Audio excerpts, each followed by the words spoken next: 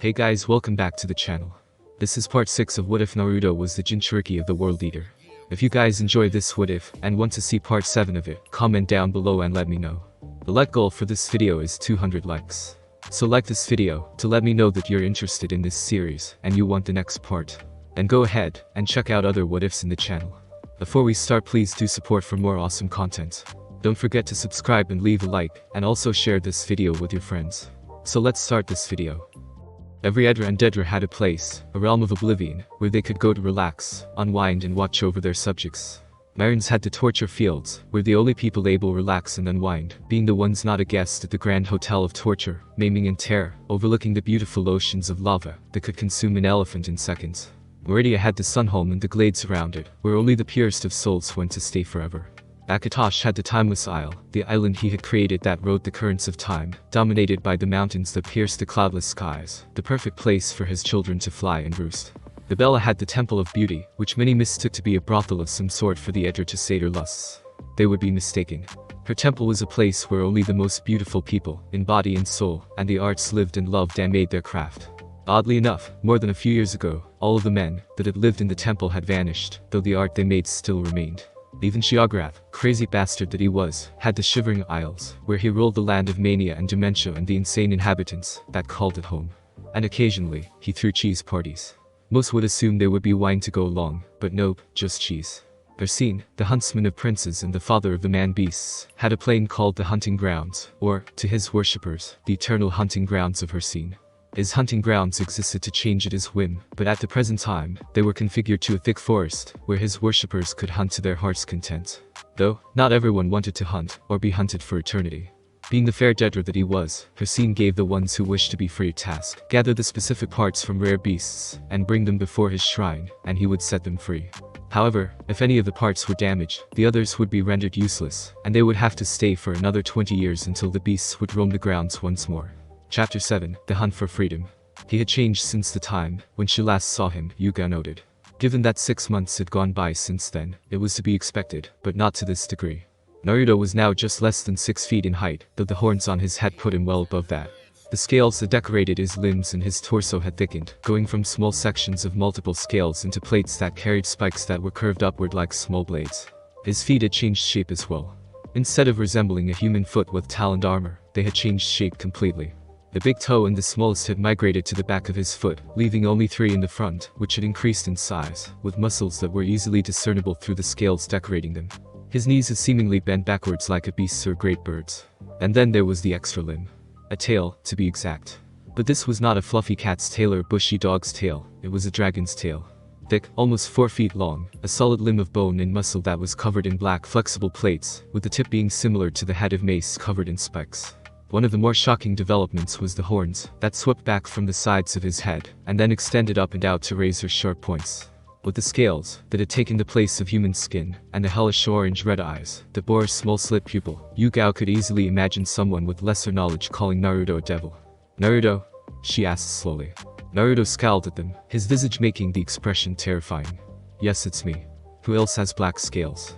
he retorted sarcastically. "What the hell are you guys even doing here? And why were you helping the hunters?" Kakashi kicked a foot at the headless corpse of Dartho and smiled sheepishly. "Well, that guy over there told us that you and those other guys wearing blue were gathering items to use in a ritual that would keep all of them trapped in the Kiri no Mori. We just followed one of you here, and let them inside."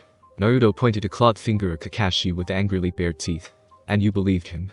What the fuck for?" The silver-haired Jonin shrugged as well as he could, hanging from chains. "He was the only person we met who didn't crush one of our guides. There was no one else." The blonde shook his head ruefully. "You guys are so lucky the next cycle starts in 3 hours, or I would be pissed that you killed Ila and Mir. As it is, you're even luckier that Ila dived in front of the bull, or you would be stuck here with me for the next 20 years. If you're really fortunate, Ila and Mir won't kick your asses when they come back." The two Jonin traded confused glances. Naruto, I'm really sorry, but I hate to say that they won't come back. They're dead," Yugao pointed out. Naruto gave a questioning look before realization crossed his face. "Oh, that's right, you don't know everything yet."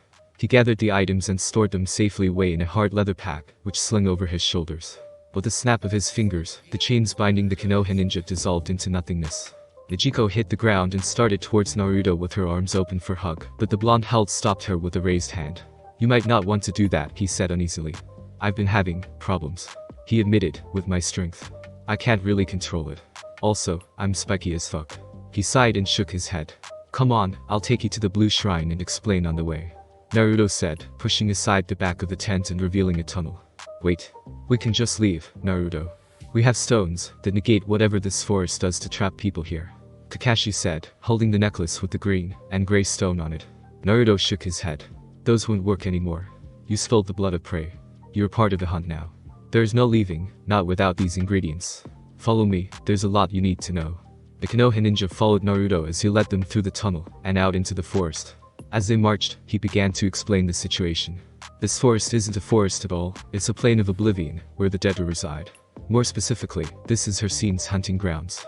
Hersene is the Daedric lord of the hunt, and the father of man-beasts, the ultimate hunter. It changes every so often, but there is always one constant, the hunters, and the hunted, Naruto said darkly, his eyes glowing sinisterly in the dim light. The hunters are zealous to Hersene, and only desire to hunt forever, no matter the prey. The hunted are ones who worshipped Hersene in life, and even enjoyed hunting others afterwards, but desire to leave the hunting grounds and live again. Hersene gave the hunted a chance to escape, by completing one task he had set out for them. Gather specific pieces from the rare animals, that come into existence every 20 years, and then bring them to the shrine in the center of the forest. The ingredients are the left fang of a timber wolf, the right hoof of a minotaur, the back foreleg of a black stallion, the eye of a cyclops, the horn of a unicorn, and the antlers of the white stag. If any of these pieces are destroyed, the others are useless. Nichiko spoke up from behind the dragon. That doesn't explain how those two women aren't dead even when they are actually dead. Naruto peered over his shoulder at the Hyuga. If every hunter died, there wouldn't be anyone left to hunt. This is Hersene's plane, his realm of control. Everything happens here on his whim. So, Hersene set up something called the cycle. Every week, at 5 o'clock, everyone who has died during the week is resurrected at their shrine. In this way, the hunt never ends. They hunt and kill until they die, and then they get back up, and do it again. Hana had a somewhat excited look on her face, and her Ninken had their tails wagging, though that died after Naruto spoke again. Hersene is Daedra, and good few will twist any deal you make with them to their advantage. However, Hersene is fair, very fair. So fair, in fact, that almost everyone is on an equal level. No one can use chakra, nor magic, and none of them can use the gift of man-beast transformation. They only have their weapons, skills, that's it. Kakashi paused for a second in deep thought, before he began to follow again. Is that why Nichiko couldn't see you with her Byakugan? We're still wearing the stones, though. The stones allow you to keep using chakra, as long as it's inside of your body. So, while you can tree walk and enhance your muscles, actually trying a jutsu would result in absolutely nothing, Naruto explained. He pushed a few vines aside, and made a noise of success. Ah, here we are. I'd say we have about an hour and a half before the others are resurrected. While we wait, we need to strategize. I have the fang, the hoof, the foreleg and the eye. The last things we need are the horn of the unicorn and the antlers of the white stag. Ila and I already know where the stag will be, and Mira had been searching for the unicorn when you guys burst into our camp and murdered the shit out of a bunch of innocent people.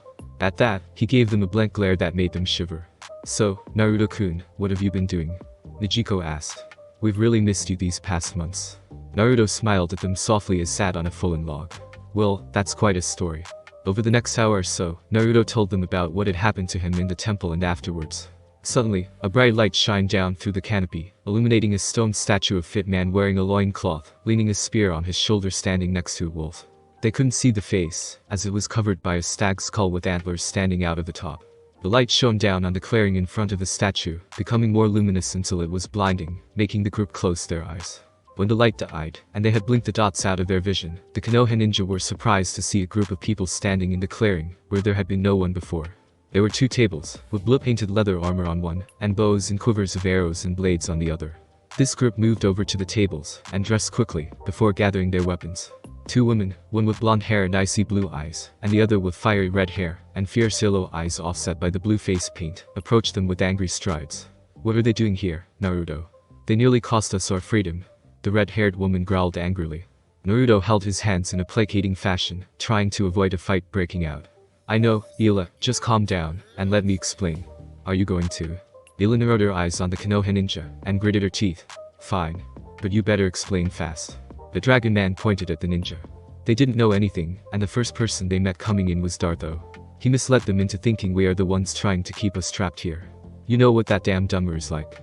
The hunter snotted ruefully. I do know what his silver tongue can do.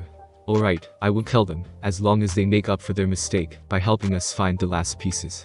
She suddenly reached forward, grasped the back of his head, and yanked him forward, smashing her lips onto his. The Konoha ninja watched in slight surprise as the two orally battled as Mira smirked slightly. Ila pushed Naruto back and poked his chest with a finger, glaring up into his eyes. You owe me for this, got that? Naruto nodded. How does a hunting trip, fresh dragon-fired steak and blackbriar meat sound? The two leather-clad women made sounds of shock. I thought you'd react like that. Turns out, Alduin had quite the taste for the stuff, so much that he stole the recipe and memorized it. I have a couple casts of it aging in my basement. Kakashi noted that Hana, Nijiko, and Yuga didn't react much to the name Alduin, but he had no actual idea on who that was. Can someone explain to me who Alduin is? Because I'm completely clueless over here. Naruto scratched the base of one of his horns sheepishly. Ah, that's a funny story. Flashback, if the countries outside of the ground haven't been called Tamriel in such a long time, how do you know what I am? And, if you are Alduin, how in Taylor's name do you know Dragon Tongue? Mira demanded, her hand tied around the hilt of her sword. Naruto growled at the Dragonborn, his voice rough. It's a long story, and I won't tell it to you, if you don't take your hand away from your sword. I will not be menaced by you, Davakin. The blonde man sat down on a log around the fire, staring into Mira's eyes challengingly. Ila grabbed the Dragonborn by her shoulders and shoved her onto a seat across from Naruto and sat next her full attention on the dragon. I know you brokered a peace between the Imperials and the Stormcloaks, and afterwards you went to Savengard and defeated Alduin, returning afterwards to resume your duties as Harbinger of the Companions, but what I don't know is how you died. Tell me how. Naruto said seriously. Mira grunted shortly. 6 years after I defeated Alduin, tensions were growing between the Empire and the Aldemari Dominion. I had just returned from Solstheim after killing Mirok, the so-called first Dragonborn, and I was very wary. Most of our comrades within the Companions had freed themselves from being a werewolf, and there were only 4 or so people within the hall that night. An assassin, I assume from the Dark Brotherhood, snuck into my quarters and slit my throat. I would have fought back, but the assassin had poisoned me with a paralytic potion, and I was helpless. I woke up here, with Ila and Tesser next to me, and found out from them that the assassin had poisoned and killed every companion within. Naruto nodded, his hand on his chin in thought. I see. So, about 2 years after you died, the Empire and the Dominion went to war again.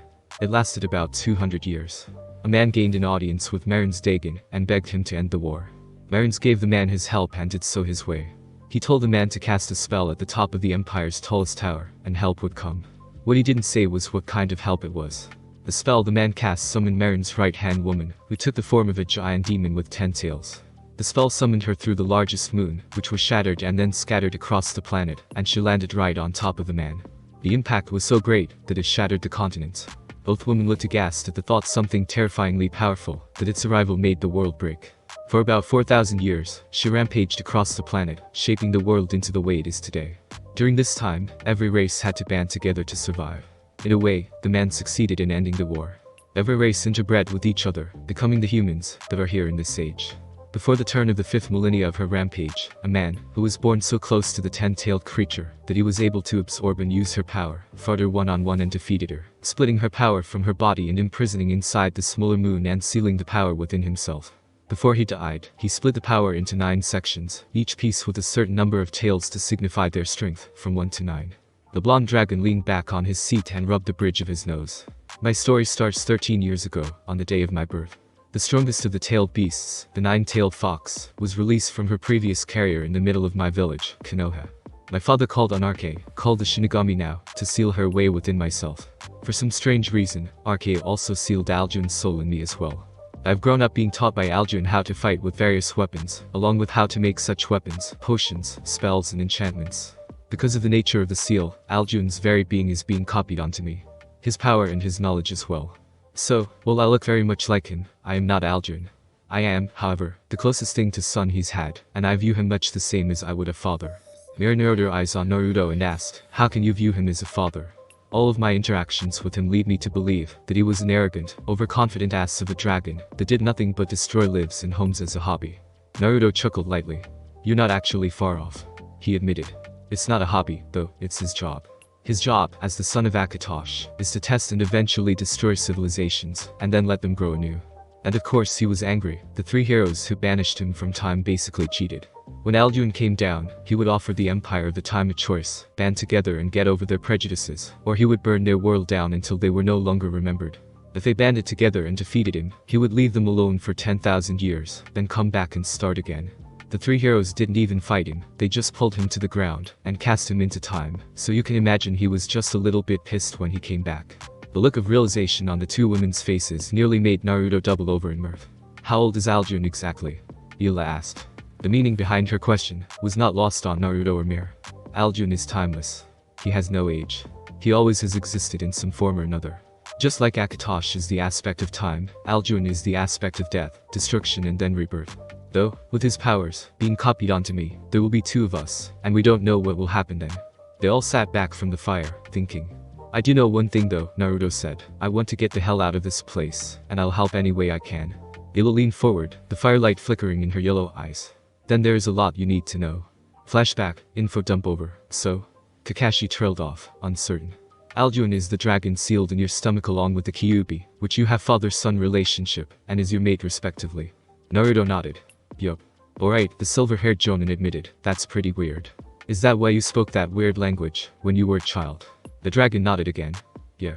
Alduin can speak in human tongue, but it's really old and isn't in use around the world anymore, so we mainly conversed in dragon tongue. Tenten taught me how to read and write in Nihongo later on. Naruto reached into his pack and unrolled a scroll made from bark that had various lines and characters drawn on it in charcoal. By the schedule, we have about a day before the unicorn appears, followed by 2 more days before the white stag does. During this time, we need the items to be protected at all times from the hunters. The best way to do that is to be mobile. Hila, you know where the unicorn will appear? The red-haired hunter nodded. I do. The unicorn will first be spotted in the Maple Glade, about 3 miles northwest of here. It'll be one of the easiest to track, as it leaves a trail of growing white lilies with each step. However, that means it will be easy for the hunters to track as well. One of the enslaved approached the group, the axe on his belt coated in soot to hide the shine. Hila, I'll take the rest of us to find a safe place to establish camp, now that our previous one was compromised. He shot the ninja a dirty look. You do that, Tesser. Hila said nonchalantly, waving the man off. As Tesser strode away to the rest, the hunter muttered to others, annoyance clear in her tone. How do they expect to get free of this place without actually helping us? I know we lead the companions, but we can't do this alone. Mira stood and swung her bow over her shoulder and across her back. I still need to find where the white stag comes from, and I'd rather not be alone in here. How about you, White Eyes? Naruto told me you can see long distances, and that will be helpful.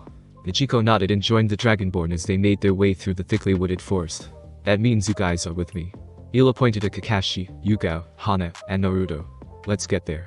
The ninja jumped into the trees as Naruto and Hila wove through the trunks, hoods covering their hair. The dragon pushed off a protruding root and into the boughs, followed by the hunters who stayed a few feet behind him. While the Konoha ninja had chakra-empowered muscles that could push them over large gaps, Hila would latch onto Naruto's back as he swung on a chain. It was awe-inspiring, watching the two of them run through the forest. They mantled over obstructions with ease, sliding through the thick trunks and across the branches with a natural, almost feline grace that could be seen in a panther. Hila crouched on a branch, her hand up in the gesture for stop. 5 hunters, possibly more. She mouthed, discreetly pointing at sections of the glade. 2 hunters could be seen trying to hide themselves on branches, the lumpy shape of their equipment giving them away. 2 other hunters could be seen hiding in the bushes, waiting to ambush any who came by. The last hunter stood atop the oak, scanning for threats with her bow drawn and an arrow in her hand. Naruto mimed several motions to Hila, who nodded and drew her bow. Naruto is going to run in and draw their attention, while we support him from here and wait to see if there are reinforcements. If there are, she pointed at Hana and Yugao, will drop in and back him up. The dragon man dropped out of the tree, hitting the ground with a soft thump. He leaned over, getting into a sprinter's crouch, before he pushed off and charged into the undergrowth with fearsome roar. He tilted his head forward and slammed into one of the hunters, horns first. Naruto carried the conquest hunter across the clearing in his horns, where he stopped and simultaneously twisted his neck, throwing his victim through the air and into the oak. There he is. Attack. Came a yell from the forestry, followed by at least 6 more hunters charging into the clearing, and 3 more coming out of hiding in the boughs. Go. Hila ordered as she set an arrow to her bow, and shot it off at the other archers with enviable accuracy. The hunter standing atop the tree loosed an arrow down at her target, cursing slightly as it bounced off of his protective scales and hit the ground. She reached back to grab another arrow from her quiver, when the steel tip and wooden shaft of an arrow sprouted out of her shoulder, followed by another pierced her chest, and made her tumble from the top of the tree. Naruto batted the blade of one of his adversaries aside, the force from his limb shattering the sword and scattering the pieces. He grabbed the man by the neck, and held him in front of a trio of arrows that were meant to kill him, but instead killed their ally. Naruto hefted the corpse and hurled it into an oncoming enemy, feeling an arrow bounce off of his shoulder. He spun, avoiding more arrows, releasing a long chain that wrapped around a hunter's neck and absently yanked, splintering his foe's spine. A screaming body impacted a few feet to his left with a thump as a whirlwind of claws and chakra buzzed over his head and began to shred everything in reach. The pair of shurikens spun through the air and landed in the eye sockets of an unlucky hunter, followed by a white short blade that ended his life. The Dragon Man deflected blows from a pair of hunters, ripping their weapons away and hefting them in front of himself to soak up the arrows from their comrades. One sneaky hunter leapt at his back from a nearby tree, a pair of daggers posed to strike. His tail lashed out and batted his assailant aside like one would a fly, the meaty crunch of bones and organs being pulverized lost among the melee. Hana ducked as Naruto hefted one corpse in his hand and used it like a projectile, hurling it into one of the remaining snipers from the trees and killing her. The last hunter dropped from his perch and ran, not bothering to fight. Ila leapt from her spot and rolled on impact, coming back to her feet and drawing her axe at the same time. She drew her arm back and then pitched it forward with a grunt of exertion. The axe hurtled across the distance and slammed into the hunter's back, throwing him to the ground and ending his life. There, that's the last of them, Ila commented, striding forward and yanking her axe out of the corpse. We only have a few more hours until the unicorn is spawned, so let's set up some traps and get into hiding spots. They set to work, dragging the bodies away and hiding them in a shallow ditch covered by fallen branches. Naruto bent a few branches back and then tied them in place, setting trip wires that send the branches flinging forward if crossed. It may not seem like a lethal trap, but the length of the branches had sharp pieces of metal embedded in them. Ila set up a few of her favorite snares, one she called a dropper. The trap was simple, a loop of twine covered by leaves on the ground, which lead up to a bent branch that, when disturbed, would wrap around the target's ankle and heave them into the air upside down. The best part of it, and the reason for the name, was part of the branch would be cut, so when it pulled someone into the air, the force would snap the branch and drop them onto a previously placed rock. Kakashi, Yugao, and Hana used the standard-issue trap set that most Konoha ninja were required to carry, barring those with very little skill and knowledge, to create a few traps with spring-loaded kunai and shuriken slings. The group then set about hiding in different spots. Ila lay down on thick branch of the oak and draped herself in her cloak to make her look like part of the branch. Kakashi dived into the ground like fish, leaving a hollow tube on the surface for him to breathe through. Yugao dug a small hole, and then covered herself with a bush, making her look like any other part of a shrubbery. Naruto sat at the base of the oak, among the thick roots and curled up into a ball, after discarding his cloak, making him look like a chunk of obsidian that had been caught in the roots of the tree. Hana used a weaker variant of the Inuzuka clan's Tsuga Jutsu to make a hole in the space between the roots of the oak, before covering the hole just enough so she could see and breathe, but not be spotted. Hana's amused brown eyes flicked over to him and twinkled with humor. I can't believe you're pretending to be a boulder. One of Naruto's red eyes flicked open and focused on the Inuzuka Kunoichi. SHH, I'm a rock. Hours passed with barely any movement from the people in this small clearing. The silence was occasionally broken by rustling foliage and animals, but otherwise all was peaceful. Only one hunter came near in the time that it took for the unicorn spawn, and he was quickly taken care of by one of Ila's droppers. A loud scream of surprise rent the air as an unlucky soul stepped into the snare, the loop snapping around his ankle and hauling him feet first into the air. The branch snapped with a sharp crack, and the unfortunate hunter was dropped onto a nearby rock that split his skull open and ended him. And that's why it's called a dropper. Naruto whispered to Hana. Within an hour, something started to grow out of the ground. It was a bush, with bright green leaves and soft green buds. A feeling of contentment and peace settled over the clearing, nearly lulling the Konoha ninja and the hunters into sleep, only their sense of purpose keeping them from drifting off. The bush grew and grew until it was 8 feet tall, where buds sprouted into white flowers. Daisies, lilies, and white roses bloomed all over the bush, which began to rustle and shake. A pure white horn poked out of the shrub, followed by a long sleek head and large, silver eyes. The mane on the unicorn was pure white, and looked to be made of the softest silk. The body was covered in silver hair that shimmered, with a tail to match the mane. Looking on the unicorn, one could see just graceful the beast was, built for speed and agility. The unicorn neighed softly and began to feed on the grass. Ila drew back the string on her bow, the tip of her arrow aimed at the back leg of the beast. Naruto, Hana, Yugao and Kakashi prepared themselves to bring the beast down. Someone screamed from the forest as she stepped into a tripwire, which released the branch it held back, the sharp metal tip slamming into her chest, and throwing her to the ground. Startled by the scream, the unicorn neighed and dashed out of the clearing, leaving a trail of lilies growing out of the ground. Ila cursed and shot, the tip carving a shallow gash into one of the unicorn's legs. They sprinted after the white horse, the chakraball leaping into the trees. The war-painted hunter alighted on the dragon man's back, and knocked another arrow to her bow as he ran after it. The Konoha ninja hurled shuriken and kunai at the unicorn, scoring very few hits, though the ones made counted, and the single-horned horse began to slow down. With injuries hampering its movement, the unicorn stumbled and rammed into a tree, neighing in pain and fear. Naruto took advantage of its brief stop, putting his shoulder down and tackling the unicorn to the ground, and holding it down, despite the kicks it threw and thrashing it made. He crawled up and leaned on its neck. One bright silver eye stared into his red, fear and pain shining within the orb. Naruto withdrew a silver knife, and placed it on the base of the horn, with the other hand grasping the top firmly. With one smooth cut, the horn was separated from the unicorn. The dragon man stood, releasing the unicorn from his hold. The white beast stood and shook itself, dropping the sharp metal implement stuck into its hindquarters to the ground. Every cut on its body healed, and the horn grew back quickly. The unicorn turned, and lightly tapped Naruto's chest with its horn, before dashing off into the trees. Alright, that was weird. Naruto muttered to himself, putting the horn in his pack. The others joined him, watching the white rear of the unicorn vanishing in the undergrowth. We're one step closer to finally being free of this place. Ila said resolutely, a fire burning in her eyes. Let's go find camp. Hopefully, Mira and your white-eyed friend have found the location of the white stag spawning point. The group made it to the new camp, having followed a subtle trail left by the hunted, which included small flecks of blue paint, and a scent trail that Ila's nose could detect, along with Hana and her Ninkin. I was a hunter, before I joined the companions, she explained, after Yugao asked her how she could smell something like that. Born and raised to be predator by my father.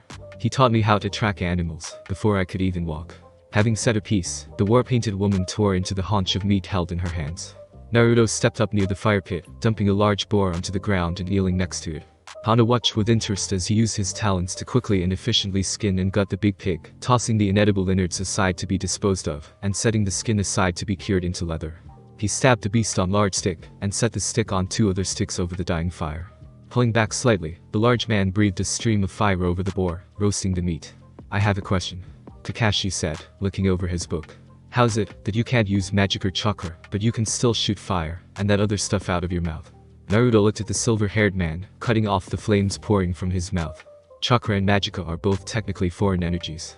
The originator of chakra, the 10-tailed beast, used wildly chaotic energies called yagi or demon energy now, but it was actually a form of magicka that could only be used by Daedra or Dremor, lesser, humanoid Daedra. Over time, humans became used to the energy, and adapted it to the point that it started as developing coils in the body, and a complete loss of it is fatal. He reached out and ripped one of the forelegs off of the boar, the meat still dripping blood. Meanwhile, the dragon's tongue is natural to a dragon. It's like having an arm or an eye, it's the language of the world and all of its elements. A dragon without the voice isn't a dragon, it's a flying lizard. You shouldn't talk about Alduin like that. Mira joked, stripping a piece of meat off of the carcass and sitting on one of the logs around the campfire. Nijiko joined them shortly and carved herself a slice and sat for a meal. Ila licked her lips, tossing the clean bone aside. Mira, what have you found? The blonde woman gave her a deadpan glare, her mouth full of food with juice running down her chin. The red-headed huntress realized she couldn't speak and waited, quaffing a stein of meat in the middle. Eventually the dragonborn finished, catching the wineskin thrown to her and draining a good amount. The white stag will spawn about 2 miles north of here, in Rocky Field. Their scene must be starting to change the hunting grounds again, as the trees there have needles, and it's starting to cool a bit. Ila pulled a map out of her pouch and unfurled it, looking at the information there. Yes, the grounds are changing once more. Already the map is being rewritten.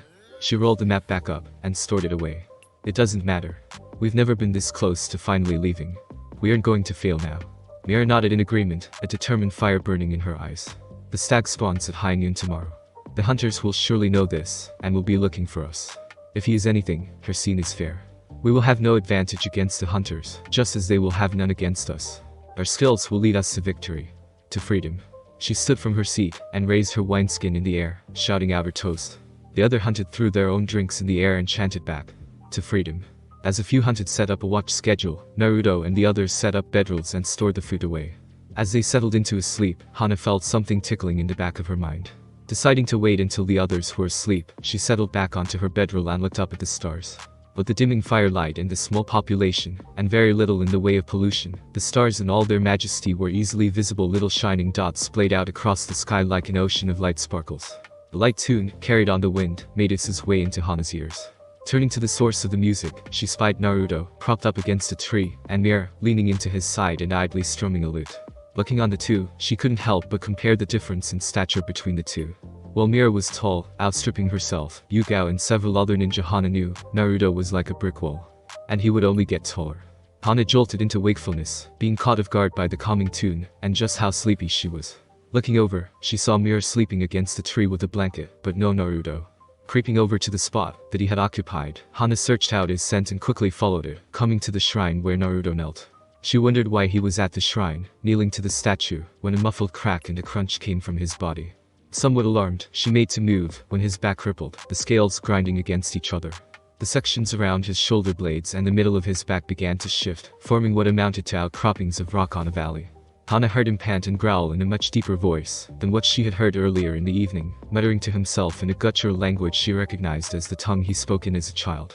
Examining him, she imagined his form as a new shinobi next to his form now. Compared to his lean runner's physique as a kid, this was like seeing him, after he spent a couple of years doing nothing but lifting weights and eating rocks. And possibly bathing in molten rock. It was kind of jarring, not to mention the extra limb or the horns. Or the scales. And as scary as his visage was, the Inuzuka Kunoichi couldn't help but be attracted to him. Being from a clan that is really connected to both nature and their instincts, the Inuzuka Kunoichi were inevitably attracted to physical strength and power, just as Inuzuka shinobi were confrontational with powerful men. Given that Naruto already exuded a dominant aura and strong pheromones, his entire stance and bearing screamed predator, which jump-started the Inuzuka's mating instincts into overdrive. Tsume had sensed it when Naruto was younger, and so had Hana and almost every Inuzuka. At that time, it was nothing really strong, but as he grew older, it was all the Inuzuka heirs could do not to jump his bones, even when he was 11. Their mother had felt the same problem, and eventually fell to it when he was 12, turning seduction training into actual seduction. Naruto, are you alright? Hana asked, moving up and rubbing a smooth section of scales on his back. He turned to look at her, showing his elongated face. The front part of his face had been pushed forward a little bit, making Naruto look even more like a dragon man. He also didn't really have lips anymore, just soft sections of scale that closed around his fangs. The whole package may have terrified a lesser Kunoichi, but Hana found it terribly attractive. Ah. Hey, Hana. Naruto replied, cracking his neck. Couldn't sleep. The Inuzuka Kunoichi knelt next to him, and hugged his arm, ignoring the pressure the spikes put on her vest. I've missed you. I wanted to talk to you earlier, but I fell asleep. Even during the coolness of the night, he still exuded warmth like a sun-bathed rock. What did you want to talk about? He asked, sitting on the ground and crossing his legs with some struggle. Hana took advantage of his position to plant herself on his lap. Thankfully, the inside of his legs, arms and waist was devoid of spikes, keeping his full range of motion. I haven't seen you in half of a year. I just want to know how you've been. The big man shrugged. Could be better, could be worse. I've been stuck in this forest, fighting for my life pretty much every day, with growing pains slowing me down. But I've also gotten better with a bow and my chains, met a couple of people I thought I'd never meet until I died and got involved with yet another Daedra. Not to mention all the people I'm sure were hurt by my disappearance, and missing them in turn. A ninja's life, basically. Hana summed up, resting her head on the lower part of his chest. Basically. Naruto admitted, lightly stroking her back. What about you? She shrugged. Learned a few clan jutsu, treated a lot of animals, got better with my medical techniques. Pranked Kiba a couple of times. Nothing much. Hana closed her eyes, listening to the deep rhythmic thumps coming from his heart.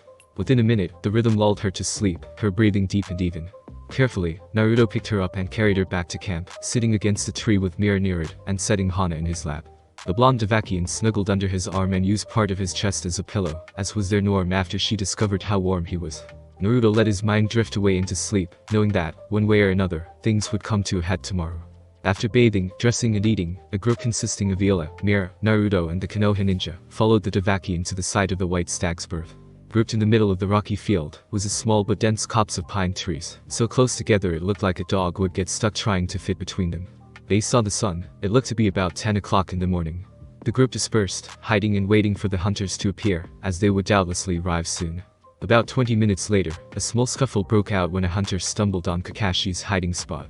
The silver-haired Jonin quickly disarmed the hunter, and caught him in a stranglehold, and then pulled both of them under the earth, reappearing later without the hunter, having left him to suffocate underground.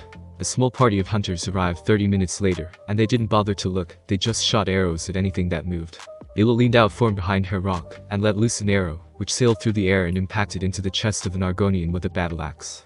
The walking lizard stumbled back, and finally fell when a kunai from Yugao sprouted out of his eye. More hunters began to arrive in overwhelming numbers.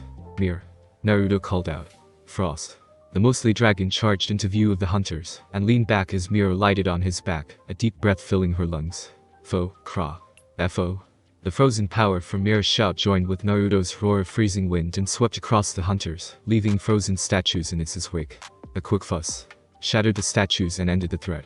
Suddenly, a thunderous galloping was heard, coming from the center of the grove. With a speed rarely seen outside of shinobi, a large white stage with nearly 20 points on its antlers came charging out of the thicket of trees, straight at Naruto. Mira jumped away, but the dragon man was not that fast. The white stag bent its neck and picked Naruto up on its antlers, carrying him across the clearing and hurling him through a tree with a flick on its neck. The stag skidded to a stop and charged back towards the group as Naruto struggled to stand after being thrown through a tree. Ila rolled out of the stag's path, barely missing the trampling hooves. Kakashi channeled chakra to his legs and leapt as far as he could go, sailing over the stag's head and raining shuriken on its back. The great white beast ignored the wounds and came back, head lowered to skewer anyone in his path. It centered on Hana, who had her back to an outcropping of rock. The Inizuka Kunoichi stuck her hands above her head with chakra, and flipped herself up, pushing off as the stag charged her. Instead of hitting the rock and stopping, the stag broke through the rock, scattering pebbles and chunks of rock. The beast stopped and turned back around, charging straight at the middle of the group. Naruto leapt in front of the beast and gripped its antlers, digging his feet into the earth, in an effort to stop the stag from picking him up again. A duo of arrows raced through the air and buried themselves into the stag's flank, getting a low of pain from the beast, as shuriken and kunai peppered its side. Ila leapt onto the stag's back, hacking at its spine with her axe. The stag bucked, concentrating on getting the aggressor on its back off, which was just what Naruto was looking for. With a step forward and a grunt of effort, the dragon man planted himself and twisted, yanking the stag's neck harshly to the point that it broke, and killed the beast. The stag slumped to the ground, and Ila quickly set to work cutting off the antlers with a silver knife, excitement making her hands shake. When she was done, she reverently lifted the antlers and packed them in the bag with the other ritual items. Mirror. Fire the signal. The dragonborn nodded with an excited smile, and pointed a tube of wood at the sky, yanking on the rope dangling underneath, setting off a green flare that sailed off into the sky and exploded, scattering green sparks into the air. Hurry. We must be swift. Ila shouted, sprinting into the forest with the others following her. They jumped over the roots of trees and dodged trunks, while staying at the same speed, heading straight into the heart of the hunting grounds. Naruto took the lead and charged straight through a series of traps, the arrows and sharp rocks bouncing off of his hide. The group of hunters ambushed them, but it did nothing to slow them down, pulling right through the ambush to continue. Up ahead, they could see a white statue gleaming in the sunlight. Mira, go. Naruto yelled, tossing her the pack of ritual items. The blonde dragonborn leaned forward and hurtled into the clearing at breakneck speeds, skidding to a stop in front of the shrine, and started setting the ritual items into the bowl there. No? A hooded figure leaped from the trees, dagger drawn to plunge into Mira's back, but Naruto dived in front of him at the last second, the blade slipping between a gap in his scales, and bouncing off one of his ribs. Ila leaped over the down form of the dragon man, and unleashed a straight double-footed kick into the man's chest, launching him into a tree and leaving his dagger in Naruto's side. He charged back at them as Naruto opened his mouth and shouted, "Fuss." The wave of energy slammed into the man, and carried him into a tree, and then through it, leaving him insensate on the ground. Mira set the antlers down in the bowl, and pulled out the last item, the grey stone necklace from the scavengers, and crushed it into dust, scattering the remnants over the items in the bowl. As light began to shine, the man tried to stand, knocking his head back, and showing himself to be Dartho. "No!" he screamed in rage. The shrine to Hercene lit up, blinding everyone who looked at it. When the light faded, everyone in the hunting grounds, even the dead hunters, appeared at the shrine, along with the hunted, who let loose a rousing cheer at the thought of freedom. The ball of light fell from the sky and hovered near the ground, bursting and coalescing into a humanoid form. Hercene was tall, nearly 8 feet, and muscled like a man who had spent most of his life wrestling tigers into submission. Which was probably something he did. They couldn't see his face or his eye due to the deer skull that covered his head, and he had a simple spear strapped to his back. "Congratulations." Hercene's voice was deep and raspy, like a man who hadn't had a drink in weeks. "You are the third in the history of my hunting grounds to have earned the right to leave." The hunted cheered, while the hunters began to cry at their failure. "Why are you cheering?" While he seemed to have no eyes, Hercene's gaze burned into the hunted and silenced them swifter than an arrow in the night. "You've done nothing to earn this." "They have," he said, pointing at the group of Konoha shinobi, along with Ila and Mira. "I am nothing if not fair. If you had even participated in the tracking, I would probably let you go. As it is, you let your leaders do all of the planning, all of the work and get all of the kills." A horrified silence descended on the hunted, while a grim look stole over Ila's face. She knew this could have been an outcome. "What does this mean, Lord Hercene?" Tesser asked, his voice shaky. Even though they couldn't see it, they got the impression that Hercene was looking at them incredulously. "You aren't leaving." "They are. They did the work. They get the reward." He shrugged carelessly. "Unless, of course, you kill them now and take their places." Almost as one, the hunted drew their weapons and charged at the freed group, who were taken by surprise. Arsene chuckled and snapped his fingers, taking the entire group away in a flash of light, bringing them to the edge of the Kiri no Mori. You have done well. I respect your talents as hunters, and recognize you as predators. He approached Ila, who kneeled. Ila the Huntress. You are worthy of your title, and in recognition of your skills, I bestow upon you your beast blood and this. Arsene summoned a ring in a flash of light, handing it to the kneeling red hat who cradled it reverently. Thank you, Lord Arsene, she said quietly. He moved to Mira next, who also kneeled. Mira, the Dragonborn. In recognition of your skill, I give you the beast blood and this amulet, which will allow you to change anytime you want. Arsene bent light, and created an amulet with a wolf motif, with glowing orange eyes, and handed it to the kneeling Dragonborn, before moving on to Kakashi. Kakashi of the Thousand Techniques. You are worthy to be recognized by Arsene. As such, your transplanted eye will act as if it was a natural part of your body. And this as well. He held out the white chakra fang, which morphed under his will until it actually resembled a long, curved fang from a saber-toothed cat. Kakashi took the blade and bowed, murmuring his thanks. Yugao was next, standing stiffly at attention. Yugao, Konoha's greatest Kenjutsu master and cat lover, I bestow upon you the gift of war cat blood and this, the bow of finding. Use them well. Yugao shuddered as her blood changed, and a bow made of red metal appeared in her hands. Thank you. He moved on to Nijiko. Nijiko, the strongest Hyuga of your generation. I recognize your tracking capabilities, and gift you with these, the Eye of the Cyclops, which will nullify your blind spot, and increase the range of your vision. And the Shuriken of Distance, which can be thrown much farther than any mundane Shuriken, and will come back when lost. Nijiko blinked as her eyes became a whitish yellow, and a bundle of 10 Shuriken appeared in her hands. Thank you, Lord Arsene. The huntsman of princes moved on to Hana. Hana, the healer of animals. I recognize your potential, and the growth you will achieve. In recognition, I gift you these, the fierce blood of the wolf and the savior's hide, which will protect you from poison and the elements. Hana shook violently as a bundle of armor and hide appeared in her arms. When she opened her eyes, the soft brown was sharper with a hint of yellow and slitted eyes, the clan markings on her cheeks gaining a blue tinge. Arsene came, at last, to Naruto. Naruto, Alduin's successor. I see the apex predator that flows through your very being, and I recognize you as the next great dragon, and gift you these, the mane of the unicorn you allowed to live, which will protect you as you did it, and the bow of Arsene. The black leather jacket lined with white fur appeared in his hands, along with a bow made from a dragon's horn. Do take care of that, will you? It is mine, and I do expect it back at some point. He waved his hands at the group. Now, leave my grounds. Unless you want to stay. The group bolted as Arsene laughed loudly. Where will you go? Yugao asked the two women out of time. Mira smiled and hopped onto Naruto's shoulder. I'm going with Naruto. I don't know anyone else. Leela nodded. I'll come with him too. Plus, he owes us dragon-fired steaks and blackbriar meat. They chuckled and continued on the path back to Konoha. Later, at night, Naruto laid out on his back under the stars, staring at the twinkling lights while he drifted off to sleep. It's about damn time. A feminine voice screamed. The giant fox known as the Kyuubi bounded forward and tackled Naruto to the ground, her tongue lolling out of her mouth. Oh, were you worried about me? He teased, patting the fox on the nose. No? Shut up. She retreated with her nose high and curled up in the basket that was her bed. As he got back to his feet, Naruto was knocked right back down by the flaming woman named Ember, who cuddled against his chest and rained fiery kisses on his face, while exclaiming her happiness. Welcome back, kid. Naruto gently pushed Ember up and walked over to his father figure, hugging the giant dragon around the neck. It's good to be back, he said softly, a few tears escaping from his eyes. Alduin was crying slightly as well, his tears white hot and sizzling as they hit the ground. Pussies. In Konohagakure, there was a woman with wild raven hair and ruby eyes. His face had become lined from stress and worry, and it was obvious that she'd been crying earlier.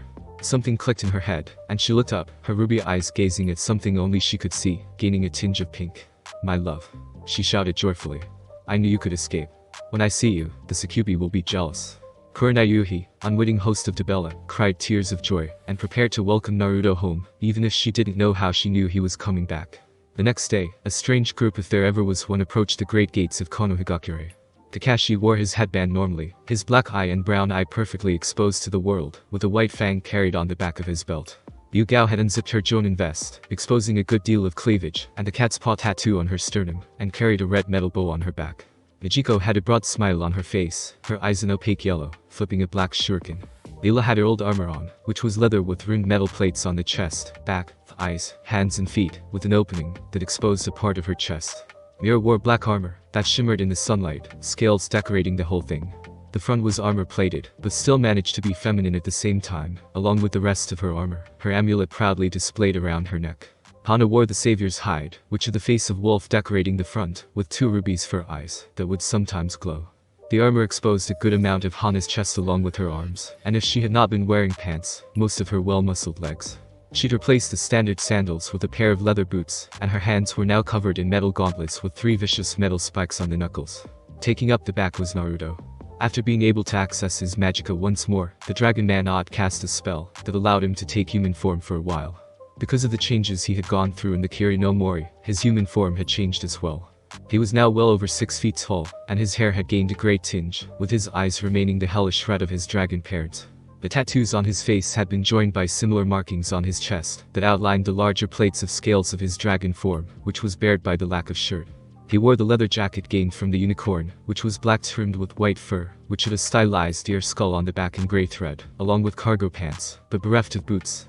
He had the bow of Hercine slung over his back along with a quiver of arrows. The gate guards, a pair of chunin, one Hyuga and the other a man named Kotetsu, looked at the group with wide eyes. Welcome back to Konoha. Kotetsu said in shock, handing them a clipboard to sign in. Your guests will need to see the Hokage. The Konoha shinobi signed in and started for the Hokage tower, leaving the 2 chunin behind, still wide-eyed. Holy shit. The black-haired chunin muttered. Did you see how tall that kid got? The Hyuga shook his head. He wasn't what I was looking at. He muttered, cheeks flushed. Kotetsu blinked and then gave the Hyuga a smirk. Pervert. The Sandaime Hokage looked up from his work as his door opened, only for his jaw to drop. Naruto? He asked slowly. The tall man waved with a smile. Hey Gramps. Within a blink, the old man had gone around his desk, and was squeezing the life out of Naruto in a hug. Even with his enhanced body, the mostly dragon found it very hard to breathe. Tsurutobi set him down and sat back in his chair, looking like he hadn't nearly broken someone's back with a hug. So, who are these ladies you've brought with you? Naruto, after getting his breath back, explained who and what Mira and Ila were to the shocked Sandaime, who offered them a spot in the Konoha Ninja Corps, but they both refused. From what I've seen, Mira started, leaning against a wall, the warriors of today move a lot faster than we're used to. We need to train and get faster and stronger, if we're going to be effective. The old man nodded. Very well. If you decide to join afterwards, there will be a spot open for you, if you wish. Naruto, after being gone so long, it is protocol for shinobi who have gone missing in action to be interrogated.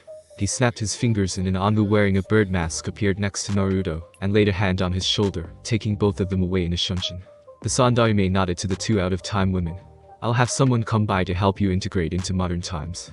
Yugao, please lead them to Naruto's apartment complex. The rest of you, except Kakashi, are dismissed. Everyone except the silver-haired Jonin left, leaving the 2 alone. The Sandaime laced his fingers in front of his face and stared at the Jonin. Give me a report, Kakashi, and leave nothing out. Naruto sat at a table in an empty room, his weapons gone. Sitting across from him, licking a kunai, was a grinning woman wearing a fishnet bodysuit, a trench coat and a miniskirt and not much else. I've heard good things about you from Night-chan. The woman started. Mostly about how good you are in bed. I've been waiting to meet you for months, so I'm going to get straight to the point. If you don't fuck me here and now, I'm going to make a statement that you've been brainwashed into a traitor, and should be imprisoned for safety, where I can visit you every night until I deem you safe for the public. Got it.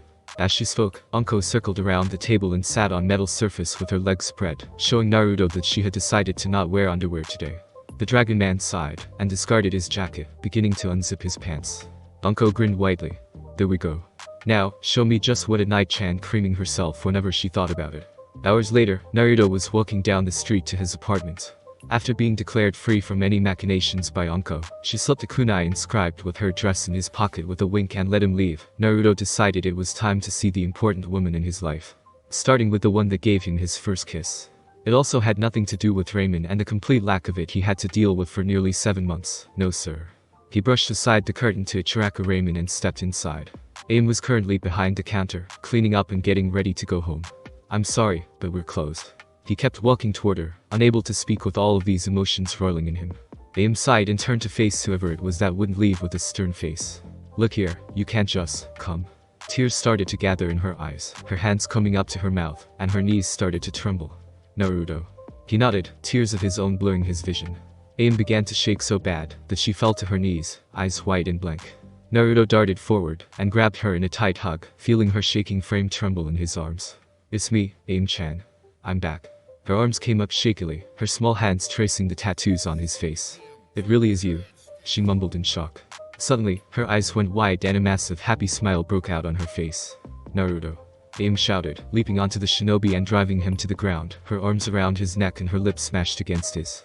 Naruto let out a grunt as he landed on his back, but returned the kiss with just as much enthusiasm, one hand cupping her face, and the other going over her back to pull them even closer together. Aim separated, looking down into his red eyes with her soft brown. "I knew you would come back to me," she whispered quietly, one hand stroking his cheek. "Of course, I would," he said back just as quietly. "I haven't fulfilled my promise yet." Her face fell a little. "Naruto, will you stay with me tonight?" At his confused look, she blushed and explained what she meant. "I mean stay with me, and hold me tonight. I've missed you so much." Naruto smiled and reached up, pulling her down to kiss her again. "Of course I will."